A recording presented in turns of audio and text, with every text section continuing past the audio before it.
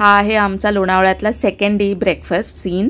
बघा तुम्ही किती वेगवेगळी पदार्थ आहेत नाश्त्यासाठी, एकदम पोट भरून जाईल इतकं ब्रेकफास्ट होता। ब्रेकफास्ट नंतर आम्ही रिसॉर्टमध्येच थोडं फिरलो।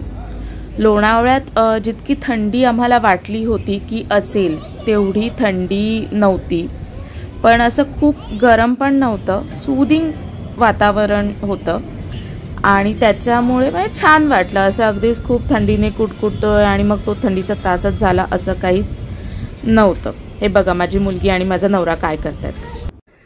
आता वाजलाय 1 आणि सकाळी आम्ही इथे ब्रेकफास्ट केला। आमच्या पॅकेजमध्ये ब्रेकफास्ट इन्क्लूडेड आहे, तर त्यामुळे इथे खूप छान ब्रेकफास्ट होता।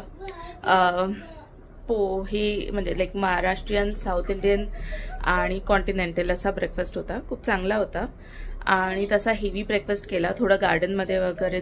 आणि आता चाललोय आम्ही डेलाला लंचला। डेलाचं रेस्टॉरंट आहे जे 24/7 ओपन असतं, तर तिथे आम्ही लंच करू आणि मग नंतर बघू कुठे जर माझी बेबी झोपली नाही तर मग कुठे फिरता आलं तर बघू। आणि पॅकेजमध्ये आम्ही लंच आणि डिनर घ्यायचं हेच कारण होतं की आपल्याला बऱ्याच ठिकाणी हां जॉनी येस पापा, तर लंच आणि डिनर न घेण्याचं हेच होतं की आपल्याला इतर ठिकाणी जाता येत नाही, एकच खाण्यापेक्षा थोडं इकडचं थोडं तिकडचं ट्राय करता येतं। ठीक आहे, निघतो आता। तर आता आम्ही हे उभे आहोत डेलाच्या एंट्रन्सला। एंट्रन्सच इतकं मस्त आहे ना, खूप छान आहे त्यांचं सर्व, एकदम एस्थेटिकली डिझाईन केलेलं आहे। इथून आतमध्ये तुम्हाला एक गाडी येते आणि तिथून तुम्ही तसं रेस्टॉरंटमध्ये जाऊ शकता। आता हे आम्ही ते जेवायला बसलो आहे आणि म्हणजे ते जे रेस्टॉरंट आहे त्यांचं कॅफे 24/7 इतकं छान आहे, त्याचा ॲम्बियन्स हे बघा ना, एकदम डोंगराच्या कुशीत आहे ते आणि बाजूलाच त्यांचा पूल आहे।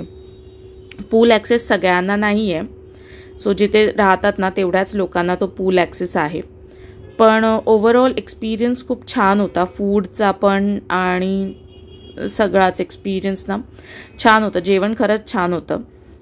इट इज बिट एक्सपेन्सिव्ह, पण ऑब्वियस डेला आहे तर ते तेवढं त्यांचे चार्जेस असणार। हा पूर्ण डेलाचा परिसर आहे। इथे मला वाटतं हे बंगलोज आहेत त्यांचे आणि रिसॉर्ट रूम्स दुसरीकडे असाव्यात असं मला वाटतं।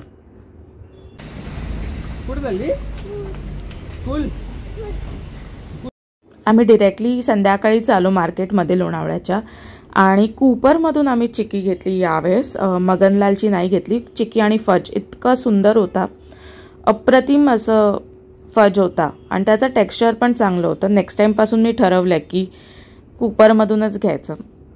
आता इथे आम्ही हे आलेलो आहोत, हे नारायणी धाम म्हणून एक मंदिर आहे लोणावळ्यामध्ये। अत्यंत सुंदर मंदिर आहे, म्हणजे इतकी वर्ष आम्ही लोणावळ्यात येतोय पण कधी मी या मंदिराचं नाव ऐकलं नव्हतं। मला नंतर कळलं की माझे रिलेटिव्स वगैरे जाऊन आले, पण मला माहीत नव्हतं। तर माझ्या नवऱ्याचा एक कलीग आहे, त्याने फोटो टाकले होते स्टेटसला आणि फॉर्च्युनेटली आम्ही इथे होतो लोणावळ्यात, तर आम्ही जायचं ठरवलं। तर हे आहे नारायणी धाम आणि एक्झॅक्ट एरिया मला माहीत नाही आहे त्याचा, पण मार्केटमधून जवळच आहे, असं काही फार दूर नाही आहे। ह्याचा लुक बघाल ना, एखाद्या जयपूर हवेली किंवा असं काहीतरी असतं ना छान राजवाडे, तसा लुक दिलेला आहे। इथे राहण्यासाठी पण सोयीसुविधा आहेत ज्या तुम्ही चेक करू शकता, त्यांची वेबसाईट आहे, मी नंतर चेक केलं। सो तिथे त्यांचे फाउंडर मेंबर्स आणि तुम्ही कसं बुक करू शकता किंवा राहायची सोय, जेवणाची सोय काय आहे हे सगळं आहे। तिथे देणगी द्यायचे पण ऑप्शन्स तुम्हाला दिसतात, तर हे एकदा चेक करा इंटरेस्ट असेल तर। आणि मंदिर इतकं सुंदर आणि प्रशस्त आहे। हे बघा हे मंदिर आहे, आम्ही जेव्हा गेलो ना तेव्हा त्यांची आरती झाली होती नुकतीच आणि ओपन केलं होतं दर्शनासाठी। हे आहे नारायणी देवी, दुर्गा देवी, अंबा, काही बोला, देवी एकच आहे, आपली नावं वेगवेगळी दिलीत तरी। त्याच्या बाजूलाच सिद्धिविनायकाचं एक मंदिर आहे आणि पलीकडे हनुमानजी आहेत। हे असे तिन्ही मंदिरं आहेत। त्याच्या मंदिरांच्या पुढेच ना पुजारी बसलेले असतात आणि तुम्हाला प्रत्येकाला टिळा लावणार, प्रसाद देणार आणि लहान मुलं असेल ना ते छान आशीर्वाद देतात, ते म्हणजे बरं वाटलं, असं एक मन प्रसन्न झालं. पलीकडेच ना मंदिराच्या गोशाळा पण आहे, पूर्ण गायी आहेत आणि ना गायींना नावं दिलेली आहे, प्रत्येक गायीला एक एक नाव आहे. आणि हे बघा इतकं स्वच्छ आहे, म्हणजे वास वगैरे अजिबात येत नव्हता. नाही तर युजली गोठा म्हटलं की थोडा वास येतो शेणाचा वगैरे, तसा काहीच नव्हता. छान मेंटेन केलेलं आहे, तुम्ही खायलासुद्धा देऊ शकता गायींना. नारायणी धामनंतर आम्ही गेलो मॅप्रोला, अगदी जवळजवळ आहे, एका रस्त्यावरच आहे. मॅप्रो युजली सगळं मिळतं सगळीकडे, त्याच्यामुळे आणि आजकाल ना तितकं मला नाही वाटत अप्रूप राहिलं आहे. लहान मुलांना असेल, पण मला नाही वाटत की काय असं वेगळं जाऊन घ्यावं, कारण बऱ्याच ठिकाणी ब्रांचेस आहेत आणि आजकाल ऑनलाईन तुम्हाला सगळीकडे ते मॅप्रोचे क्रश मिळतात, चॉकलेट्स मिळतात, त्याच्यामुळे तेवढं काही नाही.